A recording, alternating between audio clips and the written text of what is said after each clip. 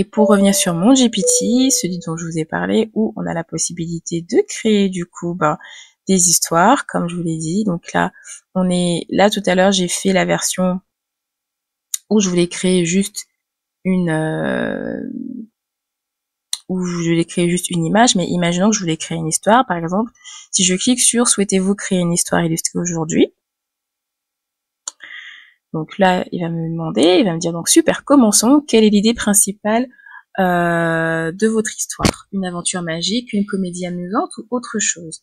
Alors moi, des fois, j'aime bien lui dire, je ne sais pas, juste pour voir ce qu'il me propose.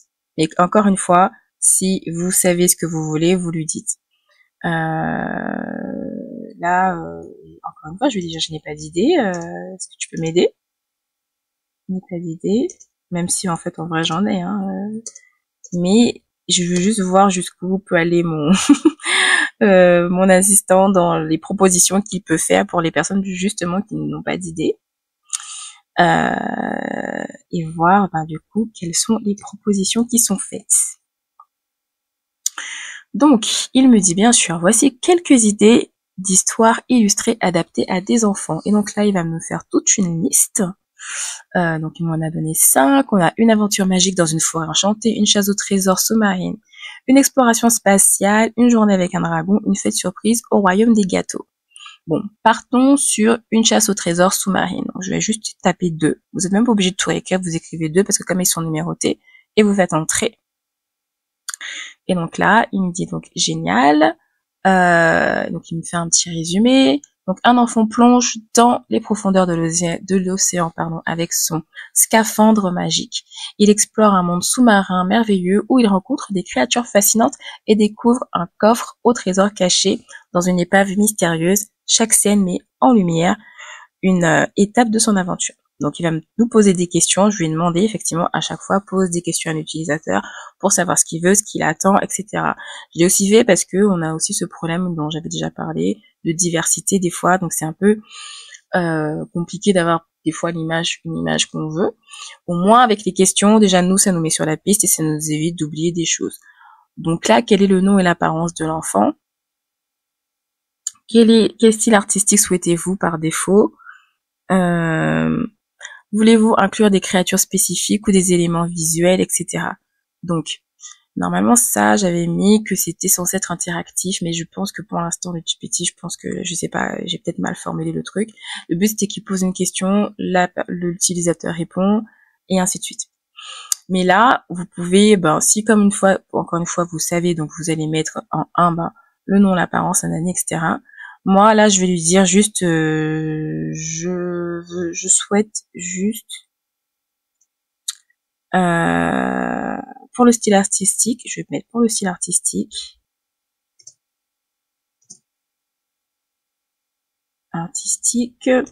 je voudrais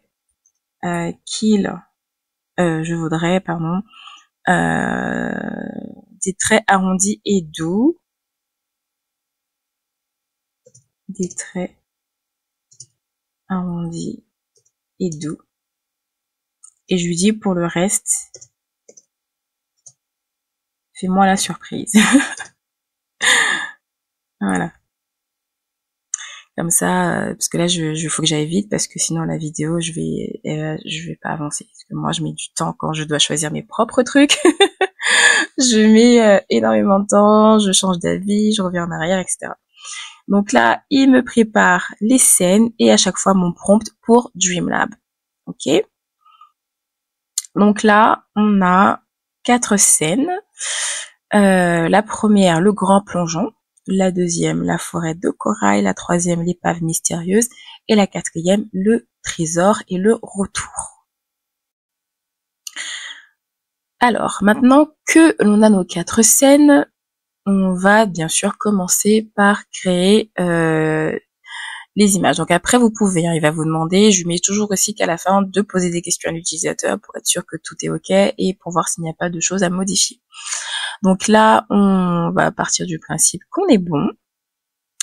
Et je vais juste lui dire... je vais copier le prompt de ma première scène. Et je vais aller dans Dreamlab. Donc pour le coup, avec les images avec ou sans arrière-plan, ça c'est que quand on fait, enfin on lui pose la question seulement quand on fait clairement de la création d'une image, tout simplement. Dans la création d'histoire, j'ai laissé le fait qu'il y ait un arrière-plan parce que bah, on crée une histoire, donc le but c'est quand même qu'il y ait un contexte. Donc là, je vais cliquer ça et je vais laisser sur intelligent et je vais cliquer sur créer. Et donc, on va voir qu'est-ce qu'il me propose. Donc, on a dit un enfant plongeur avec une combinaison bleue, un casque de scaphandre et une lampe torche prêt à plonger dans un océan. L'eau est claire et la lumière du soleil éclaire doucement la surface. Style enfantin avec trait arrondi et doux couleur fille. Bon, j'avais demandé style trait arrondi. Donc, et je lui ai dit de me faire la surprise pour le reste. Donc, voilà ce qu'il m'a proposé. Donc, si on est dans l'histoire, le truc, donc ce serait plus cette image-là qui correspond, ou voir celle-ci. Parce que, par contre, le scaphandre, il est pas là. Il y a que le petit qui veut, enfin, si. Enfin, c'est un scaphandre en verre. Bon, on va partir sur cette image-là. Ok, on va dire que c'est celle qu'on veut. Donc, pour continuer, on va passer à la scène numéro 2. On va prendre ça, où il dit un enfant plongeur au milieu d'une forêt de corail aux couleurs vives, entouré de poissons tropicaux. L'enfant tient une lampe torche qui ajoute une lumière douce, style enfantin, très arrondi, couleur éclatante, On retourne dans Dreamlab, et donc c'est là que je vous dis que je fais jouer ajouter une image et le style de référence. Je vais sélectionner celle que j'ai dit, donc la 4e là, où j'ai dit que j'aimerais bien qu'il parte à chaque fois sur ce style-là. Je vais rester sur intelligent, vu que c'est ce qu'on avait initialement, et on clique sur créer.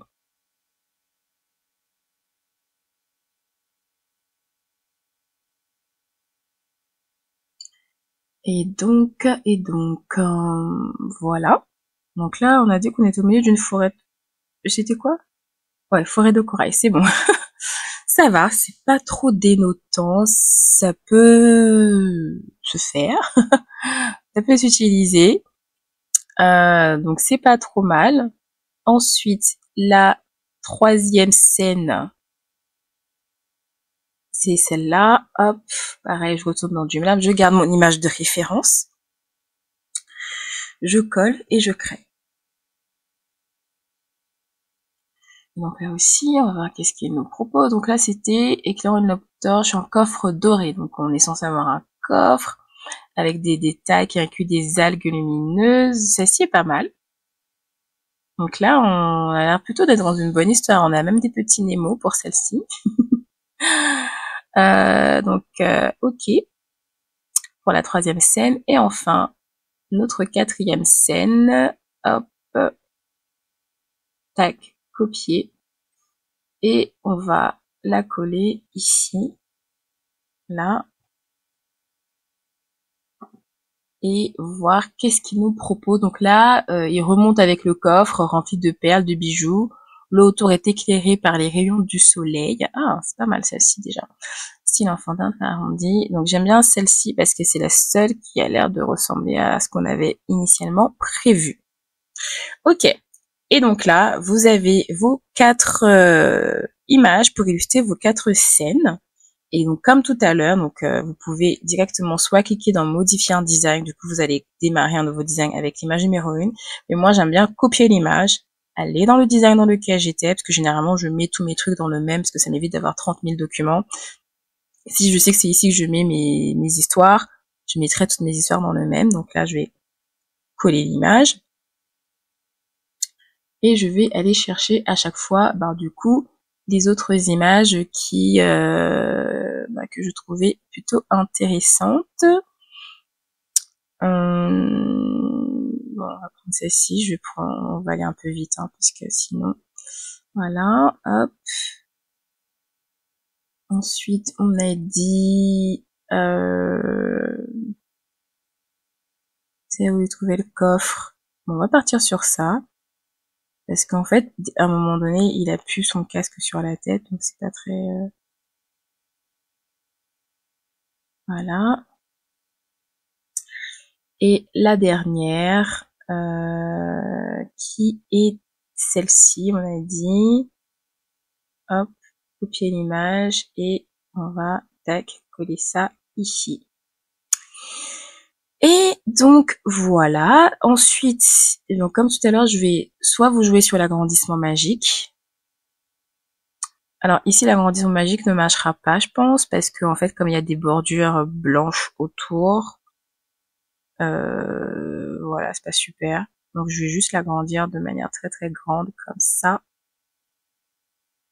Après, si ça vous plaît pas, vous pouvez tout à fait relancer le prompt, hein. Là, vous pouvez revenir en arrière.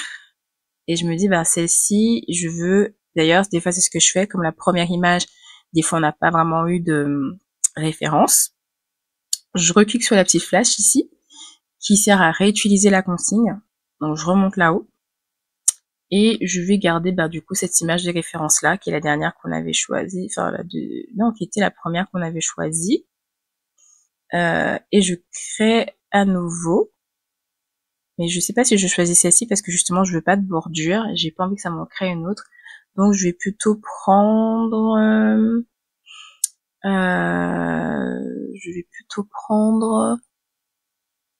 celle-là. Utiliser l'image et créer. On va voir si du coup ça nous met une image un petit peu plus cohérente par rapport aux autres qu'on a. Et du coup, non, là on est parti sur un autre style complètement. C'est dingue. Bon bref, c'est pas grave. Donc ce que je disais, c'est que bah au pire, bah voilà, faut jouer un petit peu sur la taille, etc. Et puis après, là pour les histoires, pour que ça fasse un petit peu dynamique, peut-être mettre des bulles ou des formes. Voilà, c'est pas obligé d'être tout le temps. Donc moi, je sais que j'aime bien utiliser les formats comme ça parce que bah, je trouve ça sympa. Je vais mettre un fond en blanc comme ça. Et puis après, je vais coller à chaque fois mon texte. Je vais copier. Et c'est pas ce texte-là que je voulais. Je mets ça, hop, tac, tac, tac. Et donc après, le but, effectivement, c'est de mettre à chaque fois bah, son texte avec son image. Donc là, je vais diminuer un peu, hop. On va mettre ça comme ça. Et après, là, on est dans l'océan. Donc si je tape le mot-clé océan dans les éléments, je vais aller dans les illustrations et voir s'il n'y a pas des trucs un peu sympas à ajouter pour rendre du coup mon truc un peu plus dynamique. Par exemple, ajouter des algues. Alors après, il faut essayer de trouver aussi le style qui est déjà en accord. Donc là, on avait les petites bulles ici. Voilà, enfin, ajouter des éléments qui vont donner un petit peu de vie à votre design, enfin à votre image de base. Surtout si initialement, ben, elle n'était pas. Donc là, ça va pas, ça colle pas. Donc peut-être rajouter du courant, des choses comme ça. Vous voyez, vous pouvez rajouter tous les éléments que vous voulez pour ajouter un petit peu de vie et donner du coup peaufiner votre page d'histoire. Et donc ça, c'est valable pour toutes les images que vous générez. Donc ici, par exemple, comme je vous expliquais tout à l'heure, soit ce que je fais avant d'agrandir complètement, je fais une édition et je fais un agrandissement magique. Comme ça. Je clique sur développer et déjà je vois ce que ça me propose, si on a des choses intéressantes ou pas. Si c'est pas intéressant, je fais comme tout à l'heure, j'ajoute des éléments. Donc là, déjà, ça va pas. Celle-ci a l'air pas mal. Je vais prendre celle-ci, par exemple, même s'il y a des éléments que je n'aime pas. Quand il y a des éléments que j'aime pas, je prends ça.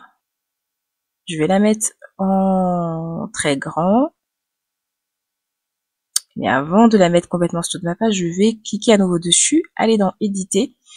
Et cette fois-ci, je vais dans gomme magique.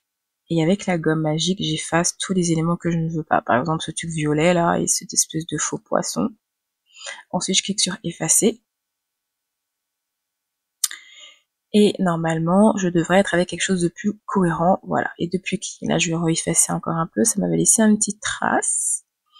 Effacer. Et voilà. Donc là, mon image, elle est plus propre.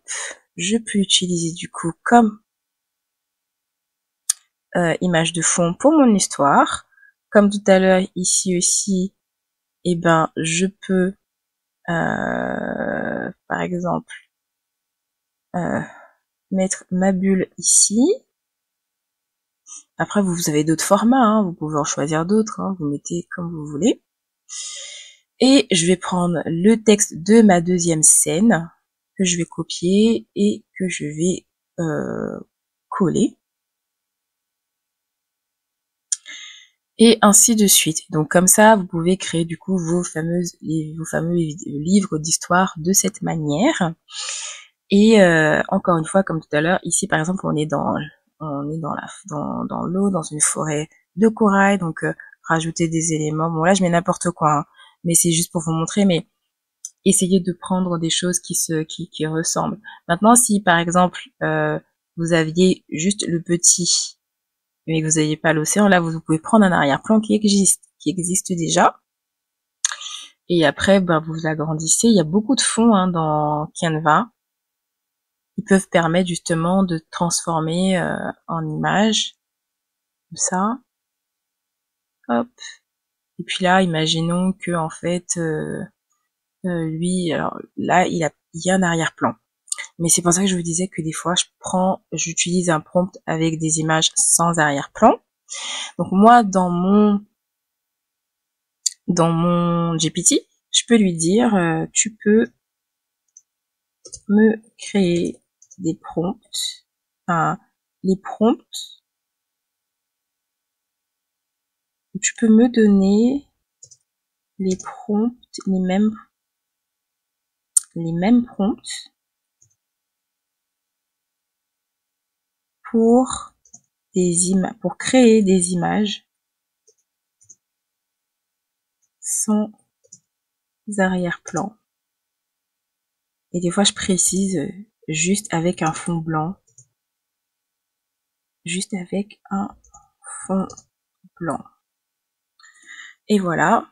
Et ensuite, il va du coup me générer mes prompts que j'ai fait tout à l'heure, mais il m'a donné une version donc on va essayer la version voilà, version 2.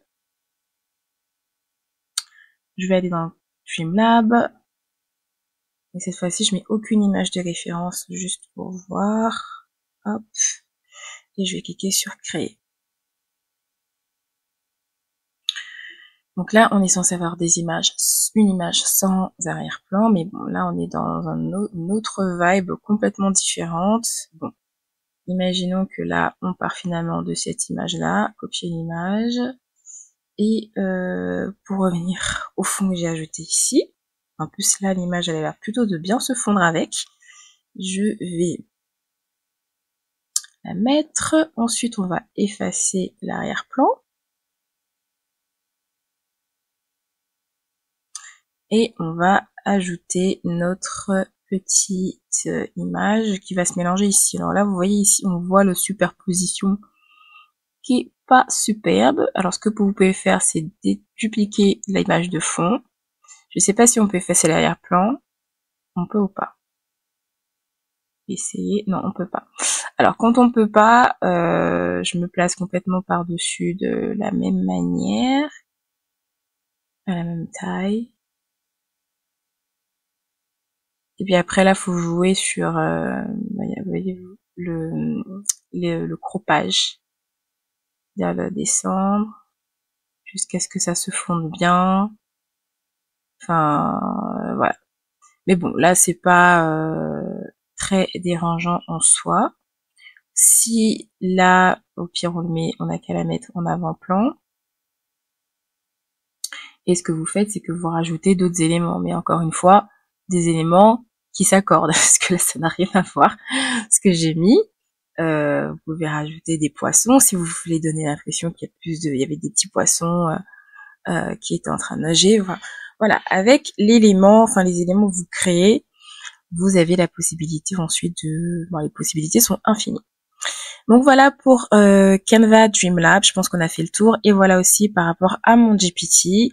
Donc pour ceux qui ont ChatGPT, vous allez avoir la chance de pouvoir vous amuser avec, d'avoir des prompts tout faits. N'hésitez pas à lui poser des questions. Vous pouvez aussi lui dire, parce que je lui ai mis cette option, lui dire que, par exemple, je souhaite, propose-moi, donne-moi une instruction qui, pour l'écriture magique de Canva afin de continuer l'histoire. TP. Et il va vous donner une instruction que vous allez pouvoir mettre dans... Donc vous allez continuer l'histoire de l'explorateur sous-marin, un enfant, nanani, nanana. Pardon. Ajoute une scène où Lucas explore une grotte, En fait, vous copiez, comme je vous ai dit, le prompt ou quelque chose, et vous demandez à l'écriture magique de créer l'histoire et aussi de créer les prompts pour vous permettre de créer votre image. Voilà, donc sur ce, on a fait le tour pour Canva Dreamlab. Personnellement, je trouve que c'est plutôt pas mal. J'ai réussi à générer des images assez sympas avec. Ça, j'ai généré avec d'ailleurs. Et je compte faire un guide de prompt que je vais proposer, mais ça, ce sera un truc à part qui sera autre. Donc ça, par contre, c'est pas du tout avec Canva que je les ai créées, ces images-là. C'est avec Midjourney, qui est aussi, du coup, une IA payante, mais c'est mon IA préférée pour créer des images, parce que ça correspond tout à fait à mon style et tout à fait à ce que j'aime créer et proposer. Donc voilà pour ce module sur Dreamlab, j'espère que ça vous aidera. N'hésitez pas à revenir vers moi si vous avez des questions sur le GPT, etc. N'hésitez pas à l'utiliser et à me donner vos retours aussi. Et d'ailleurs, les prompts qu'il vous crée, vous pouvez aussi tout à fait les utiliser dans d'autres IA gratuites, comme on l'a vu, c'est-à-dire comme Bing Creator ou justement Leonardo, Styler AI. Enfin, vous pouvez utiliser. Ce qui est bien, c'est qu'en gros maintenant vous avez un truc qui vous permet de générer des prompts en français avec normalement, de manière à ce que vous puissiez avoir une image qui soit assez intéressante et cohérente avec vos besoins. Donc sur ce, je vous dis à la prochaine dans un nouveau module. Bye!